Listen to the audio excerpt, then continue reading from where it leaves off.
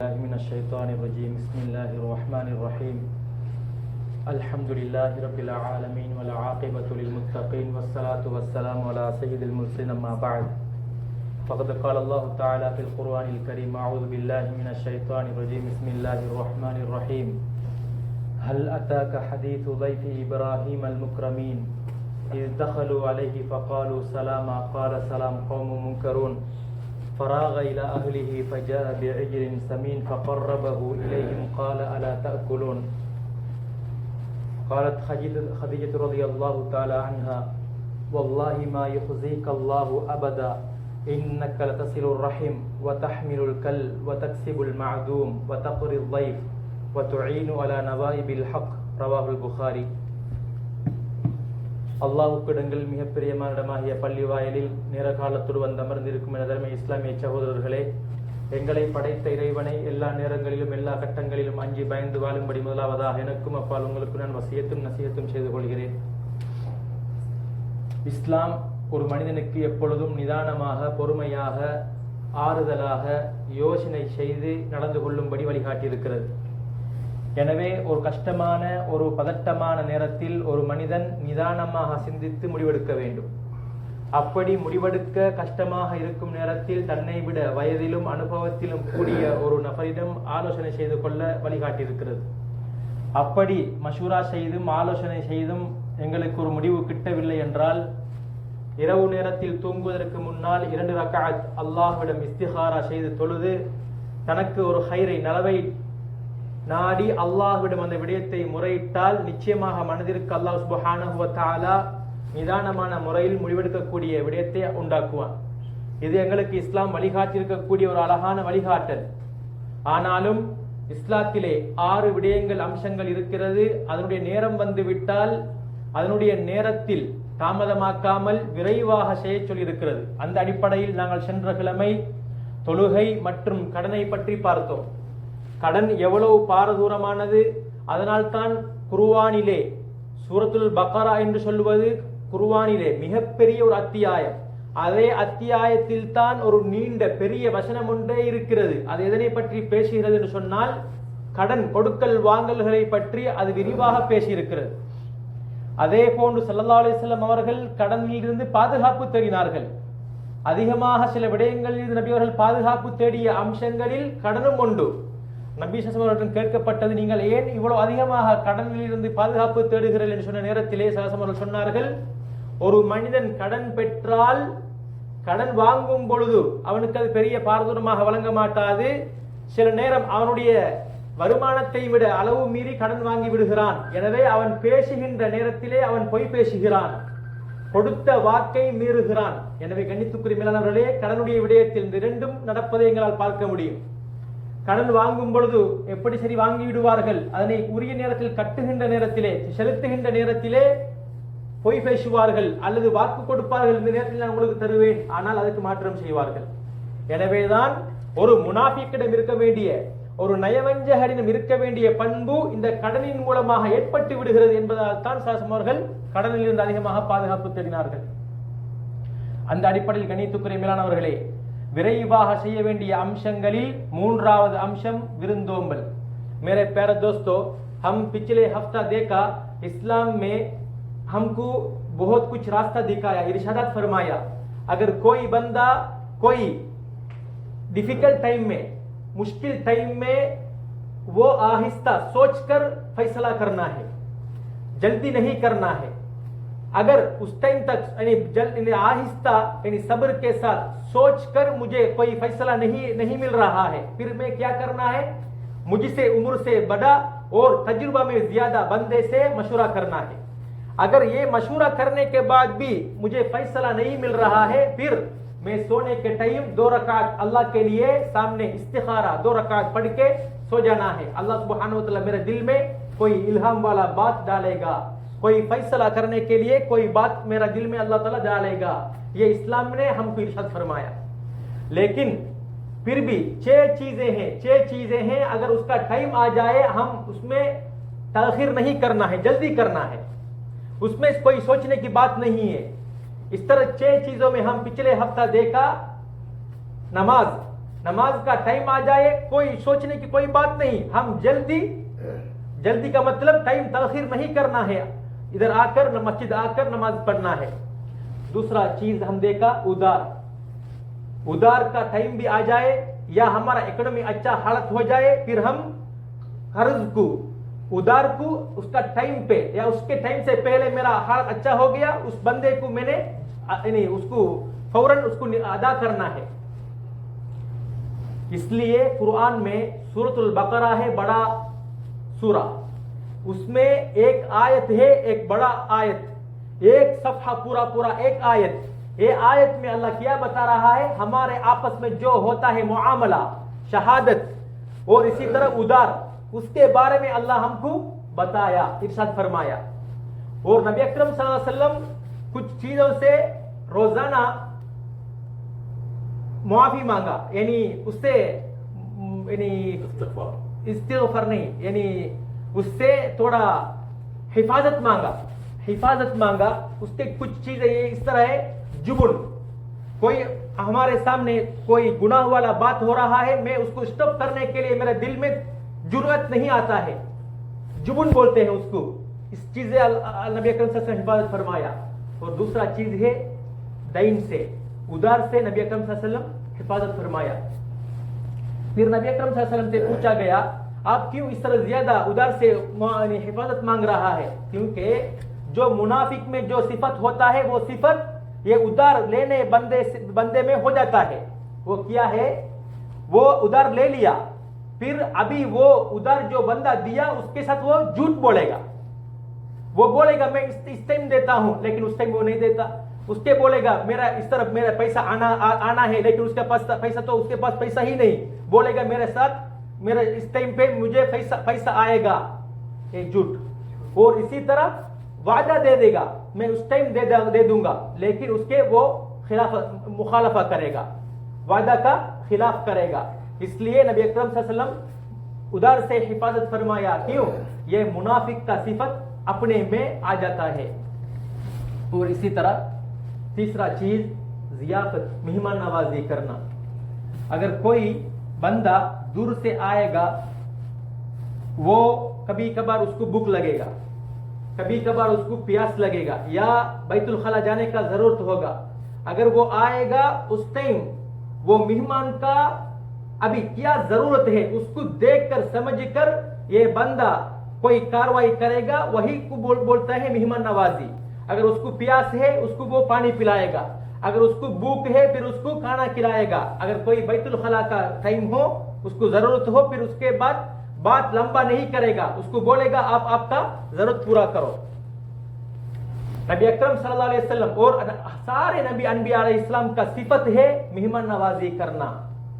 इब्राहिम अलैहिस्सलाम के पास कुछ बंदा आया, मलाइका फरिश्ता इंसान के सूरत में आया, सलाम पेरा, सलाम किया मलाइका। इब्राहिम अलैहिस्सलाम भी सलाम किया, अस्सलामु अलैकुम।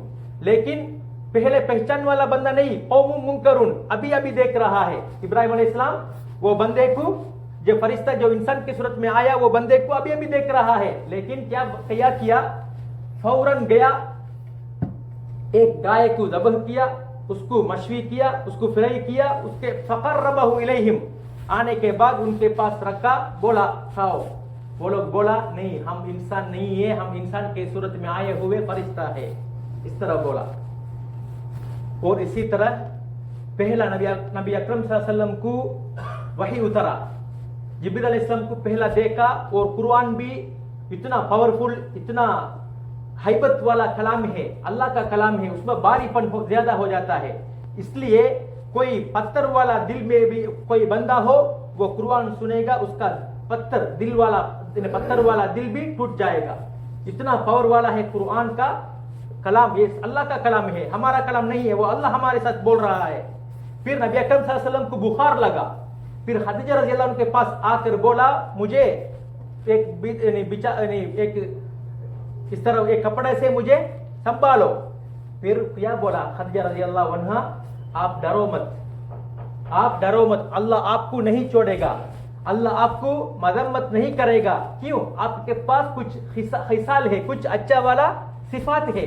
उसमें क्या है? पहला लतसिलुर रहम, आप रिश्तेदारों के साथ अच्छी तरह मुआमला करते हैं।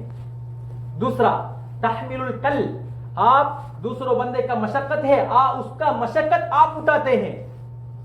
तकसीमुल मादूम, अगर कोई बंदे का पास पैसा नहीं है, आप कमा कर उसको पैसा देते थे।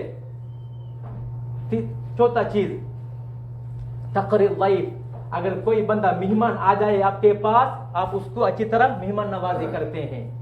आखिरी चीज, वतुईनु अला नवाइबिल हक, अच्छे अच्छे चीजों में आप मदद फरमाते हैं दूसरे बंदों को।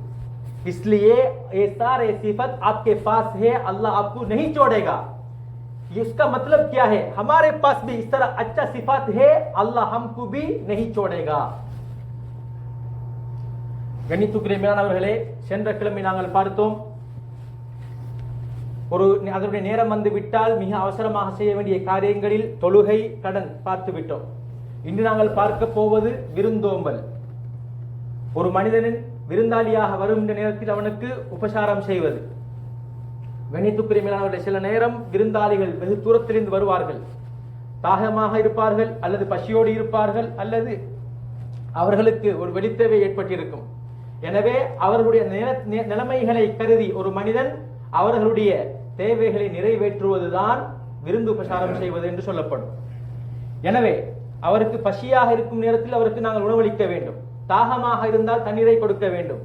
அவருக்கு வெளித்தேவை இருக்குமாக இருந்தால் அவரோடு மிச்ச பேச்சை வளர்க்காமல் அவருடைய தேவையை நிறைவேற்றுவதற்காக அவரை விட்டுவிட வேண்டும். கண்ணியத்துக்குரிய மேலானவர்களே, நபிமார்கள் அனைவர்களுடைய பண்பும் விருந்து உபசாரம் செய்வது அனைத்து நபிமார்களிடம் இருந்த ஒரு பண்பாகும். அதன் மூலமாக எங்களுக்கு மத்தியில் சகோதரத்துவம், ஒற்றுமை, நட்புறவு ஏற்படுகிறது. நபி இப்ராஹிம் அலைஹிஸ்ஸலாம் அவர்களிடம் சில மலக்குமார்கள் மனித தோற்றத்தில் வந்தார்கள். லூத் அலைஹிஸ்ஸலாமுடைய கூட்டத்தை அழிப்பதற்காக அந்த வருகின்ற நேரத்திலே வந்து சலாம் சொன்னார்கள். இவர்களும் சலாம் சொன்னார்கள். அதற்கு பின்னால் உடனே சென்று ஒரு இளம் மாற்றுக்கன்றை அறுத்து பொரித்து அவர்களுக்கு முன்னால் கொண்டு வைத்தார்கள். நீங்கள் சாப்பிட மாட்டீர்களா? சாப்பிடுங்களே. சொன்னார்கள், நாங்கள் மனிதர்கள் இல்லை, நாங்கள் மனித ரூபத்தில் வந்த மலக்குமார்கள் என்று ஜிப்ரீல் அலைஹிஸ்ஸலாம், இஸ்ராஃபீல் அலைஹிஸ்ஸலாம், மீகாயில் அலைஹிஸ்ஸலாம் அவர்கள் சொன்னார்கள். எனவே கண்ணியத்துக்குரிய மேலானவர்களே, அதே போன்றுதான் ஸல்லல்லாஹு அலைஹி வஸல்லம் அவர்களுக்கும் 40வது வயதிலே வஹி வந்த நேரத்திலே குர்ஆன் என்பது இன்னா சனுல்கி அலைக கௌலன் ஸகீலா, அது பாரமான வார்த்தை, கண்ணியம் நிறைந்த வார்த்தை. கல் நெஞ்சம் உடைய ஒருவர் குர்ஆனுடைய வார்த்தையை கேட்டால் அவருடைய அந்த கல் நெஞ்சம் உடைந்து போய்விடும், சொஃப்டாகிவிடும். களவெடுக்கக்கூடிய ஒருவன் அலம் யஅனி லில்லதீன ஆமனு அன் தக்ஷஅ குலூபுஹும் லிذிக்ரில்லாஹ் என்ற வார்த்தையை கேட்ட நேரத்திலே, அல்லாஹ்வை பயப்படுவதற்கு இன்னும் உங்களுக்கு நேரம் வரவில்லையா என்று வந்த நேரத்திலே, வலிப்பறை கொள்ளை கோஷ்டிக்கு தலைவராக இருந்த தாரிக் இப்னு ஜியாத் அவருடைய உள்ளம் மாறிய குர்ஆனுடைய வசனம். கண்ணியத்துக்குரிய மேலானவர்களே, இதனை ஜிப்ரீல் அலைஹிஸ்ஸலாம் அவர்களிடமிருந்து அந்த ஆரம்ப அழக்கூடிய வார்த்தையை பெற்ற நேரத்திலே ஸல்லல்லாஹு அலைஹி வஸல்லம் அவர்களுக்கு காய்ச்சல் போன்ற உணர்வு வந்தது. ஓடோடி வந்தார்கள் ஹதீஜா நாயகியிடம். சொன்னார்கள், என்னை போர்த்துங்கள். ஹதீஜா நாயகி சொன்ன வார்த்தையை பாருங்கள். கண்ணியத்துக்குரிய மேலானவர்களே, அல்லாஹ் மீது சத்தியமாக அல்லாஹ் உங்களை கைவிட மாட்டான், உங்களை கேவலப்படுத்த மாட்டான். ஏன் தெரியுமா? உங்களிடம் பின்வரக்கூடிய பண்புகள் இருக்கிறது, பின்வரக்கூடிய பண்புகள் உங்களிடம் இருக்கின்றன. எனவே அல்லாஹ் உங்களை கைவிட மாட்டான். அந்த பண்புகள் என்ன? கணித்துக்குரிய மேலானவர்களே, ஒன்னாவது, நீங்கள் உறவு முறை சேர்ந்து நடக்கிறீர்கள். உறவு முறையை சேர்ந்து நடக்குகிறீர்கள். நீங்கள் உங்களுடைய குடும்பம் உங்களை கட் பண்ணினாலும், உங்களுடைய குடும்பம் உங்களோடு மோசமான முறையில் நடந்தாலும் நீங்கள் அழகிய முறையில் நடக்குகிறீர்கள். அடுத்ததாக, கஷ்டப்படக்கூடியவர்களுடைய கஷ்டத்தை நீங்கள் சுமக்குகிறீர்கள். எந்த ஒன்றுமே இல்லாத ஒரு ஏழை எளிய மனிதன் வந்து உங்களிடம் உதவி கேட்டால் அவருக்காக நீங்கள் கஷ்டப்பட்டு சம்பாதித்து உங்களுடைய அந்த பணத்தில் ஒரு பகுதியை கொடுக்கிறீர்கள். விருந்தாளி வந்தால் அவரை கண்ணியப்படுத்துகிறீர்கள். நல்ல விடயங்களுக்கு நீங்கள் உதவியாக இருக்கிறீர்கள். எனவே நீங்கள் பயப்பட வேண்டாம், அல்லாஹ் உங்களை கைவிட மாட்டான். எனவே இந்த ஹதீஸின் மூலமாக எங்களுக்கு என்ன விளங்குகிறது? இது போன்ற நல்ல பண்புகள் எங்களிடம் இருந்தாலும் அல்லாஹ்வுடைய உதவி நிச்சயமாக எங்களுக்கு கிடைக்கும். நாங்கள் ஒரு பொழுதும் கேவலப்பட்டு போக மாட்டோம். அல்லாஹ்வுடைய உதவி உரிய நேரத்தில் வந்தே தீரும் என்பதுதான் இந்த ஹதீஸினுடைய மறைமுகமான விளக்கமாக இருக்கிறது. मेरे प्यारे दोस्तों, सहाबा अकरम किराम रज़ियल्लाहु अन्हुम भी इसी तरह वयुसिरून अला अंफुसिहिम वलौ कान बिहिम खसासा, अपने पास कुछ भी नहीं होगा लेकिन फिर भी अगर कोई मेहमान आएगा उसको अपने जरूरत को छोड़कर वो बंदे का जरूरत को पूरा करते थे। इसलिए अल्लाह कुरान में अस्साबिकून अल-अव्वलून मिनल मुहाजिरीन वल अंसार, मुहाजिरीन का नाम लिया, अंसारी का नाम लिया, सहाबा रज़ियल्लाहु अन्हुम सिफात अल्लाह ने कुरान में जिक्र फरमाया। क्यों? इस तरह उनका नबी अकरम सल्लल्लाहु अलैहि वसल्लम का खुलुक सिफात कुरान था, सहाबा रज़ियल्लाहु अन्हुम का खुलुक नबी अकरम सल्लल्लाहु अलैहि वसल्लम का खुलुक था। आजकल हम देखेंगे हमारे अंदर क्या सिफात होता है। हम आमने सामने एक्टिंग कर देते हैं, आमने सामने अच्छी तरह स्माइल करके इब्तिसाम करके अच्छी तरह हम उसके खैर हुआ समझकर वो भी सोचेगा वो मेरा खैर हुआ है, लेकिन वो जब वो बाहर जाएगा उसके बाद उसका असली चेहरा निकलेगा। इस तरह बंदा इस्लाम में बहुत अल्लाह ने वाइद किया, नबी कसम वाइद किया, ये मुनाफिक का सिफत है। आमने भी सामने भी एक ही होना चाहिए, पीछे भी एक ही होना चाहिए। अगर कोई बंदे के साथ मेरा दुश्मन है, मैं उसको नफरत करने के बगैर सलाम कलाम के साथ बस मुख्तसर करना है, उसका आइब नक्स फैलाना नहीं। கணித்துக்குரியவர்களே, எங்களுடைய பண்பு எவ்வாறு இருக்கிறது? ஸல்லல்லாஹு அலைஹி வஸல்லம் உடைய பண்பு குர்ஆனாக இருந்தது, சஹாபாக்களுடைய பண்பு நபி ஸல்லல்லாஹு அலைஹி வஸல்லம் உடைய பண்பை போன்றிருந்தது. ஆனால் நாங்கள் எப்படி இருக்கிறோம்? நடிக்கிறோம். யாராவது ஒருவர் முன்னுக்கு இருந்தால் சிரித்து அழகாக நான் அவருக்கு நலவைத்தான் நாடுகிறேன், நான் உங்களோடு தான் இருக்கிறேன் என்று அழகான முறையில் பேசுகிறார்கள், சிரிக்கிறார்கள். ஆனால் எப்பொழுது அந்த மனிதன் அந்த சபையை விட்டு செல்கிறானோ அதற்கு பின்னால் தான் சிரித்து பேசிய அந்த மனிதனுடைய உண்மையான உருவம் வெளிப்படுகிறது. அந்த மனிதனுடைய எந்த அளவுக்கு சொன்னால் இஸ்லாத்தில் கூட எதிரியை முழுமையாக வெறுக்கக்கூடாது, அவனோடு சலாமோடு மட்டும் சுருக்க முடியுமா சலாமோடு சுருக்கிக் கொள்ள வேண்டும், அவனுடைய குறைகளை மற்றவர்களிடம் பரப்பக்கூடாது. இவ்வாறான நல்ல பண்புகளை கொண்ட மார்க்கம் தான் இஸ்லாமிய மார்க்கம், சஹாபாக்களுடைய குணம். அதனால் தான் இஸ்லாம் குறுகிய ஒரு 20-25 வருடத்திற்குள் மிக வேகமாக பரவியதற்கான காரணம். और इसी तरह दूसरा यानी चौथा जो जल्दी करने वाला चीजों में क्या होता है? निकाह। एक हो गया नमाज, दूसरा हो गया उदार, तीसरा हो गया मेहमान नवाजी, अभी चारवा चीज चौथा चीज जवाज करना, निकाह करना। अगर हमारे बेटियों में कोई बेटी को जवाज का सिन उम्र आ गया, उसको शादी करने के लिए कोई अच्छा वाला बंदा भी मिल गया, हम अभी क्या करना है? जल्दी करना है उसको जवाज करने में। कोई बंदा जवाज करेगा उसमें उसका दीन के लिए हिफाजत होता है। जो बंदा वो औरत हो या मर्द हो शादी करेगा उसके बाद उसका नजर नीचे हो जाएगा, उसका शर्मगाह हिफाजत में आ जाएगा। ये चीज हर बंदे के पास है, वही चीज है हमारे ये हस्बैंड के साथ भी है। वो हस्बैंड सोचेगा ये सारे औरतें हैं, उसके पास जो होता है वही चीज ये मेरी बीवी के साथ है। वो शादी करने से पहले मेरा रजामंदी के साथ शादी करना है, फिर कोई औरत को देखने से हमको कोई जरूरत नहीं। और इसी तरह शादी करने की नहीं जल्दी करना है, लेकिन ये हमारा बेटी के लिए जो मर्द देखना है वो इख्तियार करने में जल्दी नहीं करना है। शादी तो जल्दी करके शादी करवाना है, लेकिन वो शौहर को इख्तियार करने में हम क्या करना है? जल्दी नहीं करना है, थोड़ा मशूरा करना है और उसको तफ्तीश करना है, बहस करना है, उसके बंदे के पास क्या क्या सिफात है, उसमें क्या नक़्स है, ये पूछना है। ये क्योंकि नबी अकरम सल्लल्लाहु अलैहि वसल्लम बताया अगर कोई बंदा आपके पास आएगा उसका दीन अच्छा है और उसका सिफात भी अच्छा है, फिर आप जल्दी ताखिर नहीं करना है, उसको ज़ौविजू आपके बेटी को जल्दी करके शादी करवाना है। इसलिए नबी अकरम सल्लल्लाहु अलैहि वसल्लम बताया अगर कोई कुफू कोई सूटेबल वाला बंदा मिल गया जल्दी करना है, लेकिन इख्तियार करने में जल्दी नहीं करना है. அதே போன்றுதான் கணித்துக்குரியவர்களே, இஸ்லாத்தில் விரைவாக செய்ய வேண்டிய 4வது காரியம் திருமணம் முடித்தல். எங்களுடைய மகளுக்கோ அல்லது சகோதரிக்கோ அழகிய ஒரு பொருத்தமான ஒரு கணவன் கிடைத்து விட்டால் அவரை நாங்கள் அவசரமாக அந்த திருமணத்தை முடித்து வைப்பது எங்களுக்கு இஸ்லாம் வழிகாட்டிய ஒன்று. படிப்புக்காக, வேலைக்காக அந்த திருமண வயதையும் தாண்டி 25, 28 வயது வரங்காட்டியும் ஒரு பெண்ணை தாமதப்படுத்துவது அந்த பெண்ணுடைய திருமணத்தை இன்னும் தாமதப்படுத்தும். எனவே திருமண வயது வந்து விட்டால் அவசரமாக திருமணம் முடித்து வைக்க சொல்கிறது இஸ்லாம். ஆனாலும் கணவனை தேர்ந்தெடுக்கும் விடயத்தில் நிதானத்தை கையாள சொல்லியிருக்கிறது. திருமணம் பொருத்தமான ஒருவர் கிடைத்தால் அவசரமாக முடித்து வைக்க வேண்டும். ஆனால் எங்களுடைய சகோதரிக்கோ அல்லது மகளுக்கோ ஒரு கணவனை தெரிவு செய்யும் நேரத்தில் அவசரப்படக்கூடாது, நிதானமாக கையாள வேண்டும். ஏன்? ஒரு மனிதனுடைய பண்பை பார்க்க வேண்டும்.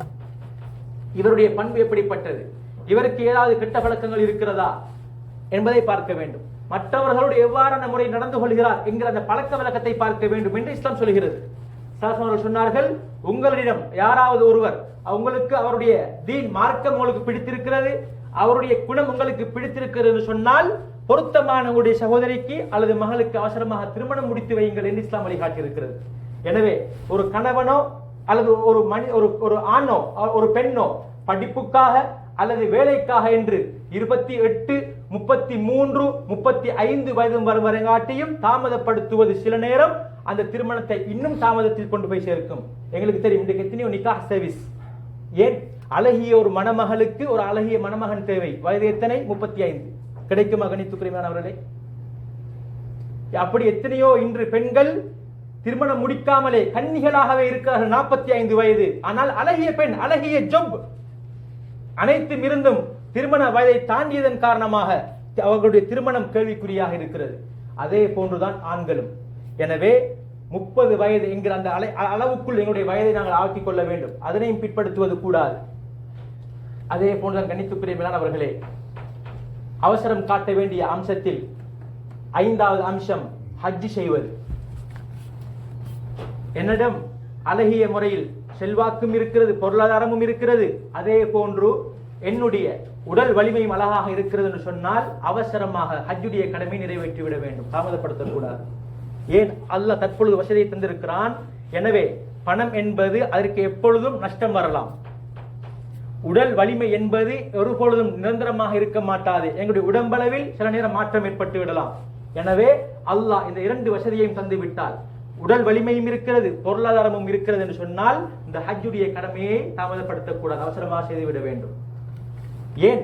அல்லாஹ் ஒரு மனிதனுக்கு கொடுக்கின்ற ஒரு பாக்கியம் செல்வம். யாருக்கெல்லாம் செல்வம் இல்லையோ, சில சஹாபாக்கள் பணக்காரர்களாக இருந்தார்கள், அவர்கள் கஷ்டமான நேரத்தில் பங்கெடுப்பதை கண்டு சில ஏழை சஹாபாக்கள் வந்து அழுதார்கள்.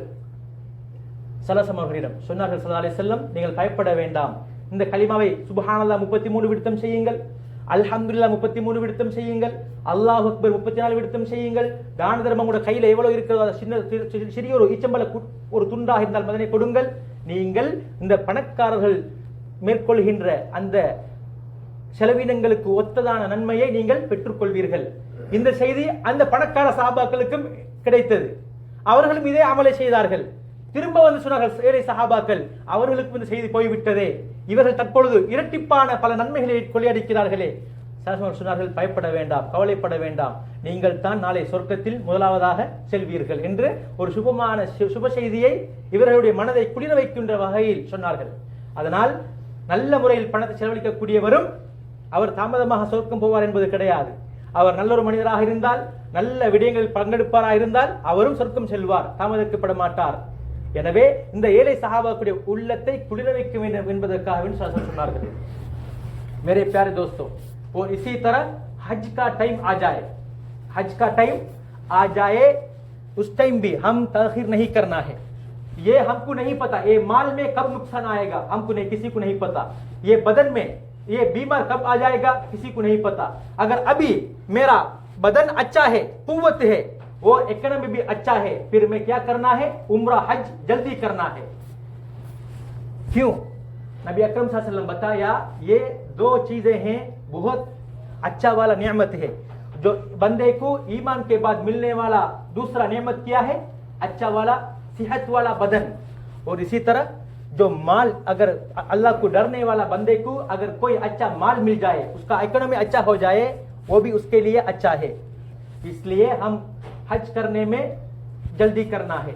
और इसी तरह ये इस्लाम में हर इबादतों में यूनिटी है, हर बंदे के पास यूनिटी है। हज में क्या होता है, हज में कल्चर मुख्तलफ मुख्तलफ, खाना पीना अलग अलग, नरम यानी लाउन रंग अलग अलग, लेकिन फिर भी हर बंदा अपने रंग को छोड़कर सारे एक ही लिबास, इहराम, हर बंदे का जुबान अलग अलग, लेकिन लब्बैक अल्लाहुम्मा लब्बैक सारे का एक, और हर बंदे का मुंह अल्लाह के लिए एक ही गोड, और इसी तरह हर सब बंदे का मकसद जन्नत जाना। इसमें क्या होता है, यूनिटी होता है। और क्यों कमरा में, रूम में, घर में नमाज पढ़ने के लिए इजाजत नहीं, क्यों? मस्जिद में नमाज में यूनिटी होता है, हर बंदे के दरमियान हम इकट्ठे होते हैं ना, सफ में खड़े होकर, इसलिए इसमें क्या होता है, ब्रदरी, उखुवत और यूनिटी हो जाता है, और हमारे कनेक्शन अच्छा हो जाता है। हम अभी पाकिस्तान बंदा भी है, बांग्लादेश बंदा भी है, श्रीलंका बंदा भी है, लेकिन अभी हर बंदा एक ही अल्लाह के लिए सब में एक ही होता है। इसमें क्या होता है, यूनिटी होता है। எனவே கண்ணியத்துக்குரியவர்களே, இஸ்லாத்தினுடைய கடமையை பார்த்தால் ஆச்சரியமாக இருக்கும். அனைத்திலும் ஒற்றுமை, சமத்துவம். ஹஜ்ஜுடைய பார்ப்போம், நிறம், மொழி, பலசர கலாச்சாரம், உணவு பழக்கம் எல்லாம் வித்தியாசமானது. ஆனால் இறைவனுக்கு முன்னால் ஒரே ஆடை, ஒரே வார்த்தை, தல்பியா, ஒரே இறைவனை நாடி ஒரே இலக்கை நோக்கி சொர்க்கம் செல்ல வேண்டும் என்பதற்காக வேண்டி. அதனால் தான் தொழுகையை வீட்டில் தொழக்கூடாது என்று சொல்ல காரணம் என்ன? தொழுகையும் அதே போன்று எங்களுக்கு மத்தியில் சமத்துவத்தை, ஒற்றுமையை ஏற்படுத்தக்கூடியது. இதை நாங்கள் பார்க்கலாம். எத்தனையோ நாட்டு மக்கள் இருக்கிறோம், ஆனால் தொழுகைக்காக நிற்கின்ற நேரத்திலே அனைவரும் சேர்ந்து நிற்கிறோம். இதன் மூலமாக நட்புறவு ஏற்படுகிறது. இஸ்லாமிய சமத்துவம், இஸ்லாமிய ஒற்றுமை எங்களுக்கு மத்தியில் சுபீட்சமாக இருப்பதற்காக வேண்டி வளரக்கூடிய அமைப்பு தான் இந்த ஒற்றுமை, ஒன்று சேருதல். எனவே கணித்துக்குரியவர்களே, இந்த விடயத்தில் நாங்கள் கவனம் செலுத்திக் கொள்ள வேண்டும். இறுதியாக ஒரு மனிதன் அவசரப்படுத்த வேண்டிய அம்சம் தௌபா. சும்ம யத்துபூன மின் கரீப். பாவம் செய்த மனிதன் அடுத்த கட்டமாக அவசரமாக தன்னுடைய பாவத்தை உணர்ந்து, குற்றத்தை உணர்ந்து அல்லாஹ்விடம் தௌபா செய்து விடுவான். ஃபஸ்தக்ஃபரு லிதுனூபிஹிம். ஒரு மூமின், அல்லாஹ் பயந்தவன், சில நேரம் ஷஹ்வத், ஆசை, சில நேரம் மேலோங்கி ஒரு பாவத்தை செய்து விடுவான். ஆனால் அடுத்த கட்டம் அந்த பாவத்தை உணர்ந்து அல்லாஹ்விடம் தௌபா செய்து விடுவான். இதுதான் இஸ்லாமிய எங்களுக்கு வழிகாட்டியிருக்கக்கூடிய 6 அம்சங்கள். அதன் நேரம் வந்து விட்டால் அவசரப்படுத்த வேண்டும். அதில் முதலாவது தொழுகை, இரண்டாவது கடன், மூன்றாவது விருந்தோம்பல், அடுத்ததாக திருமணம், அடுத்ததாக ஹஜ் செய்வது, இறுதியாக தௌபா செய்வது. அதனுடைய நேரம் வந்து விட்டால் அவசரப்படுத்த வேண்டும். எனவே வல்லறைவன் நம் அனைவருக்கும் இந்த கர்ம காரியங்களில் அழகான முறைக்கு செய்வதற்கு நம் அனைவருக்கும் தௌஃபீக் செய்வானாக. வாஹிரு தாவானா அல்ஹம்துலில்லாஹி ரப்பில் ஆலமீன்.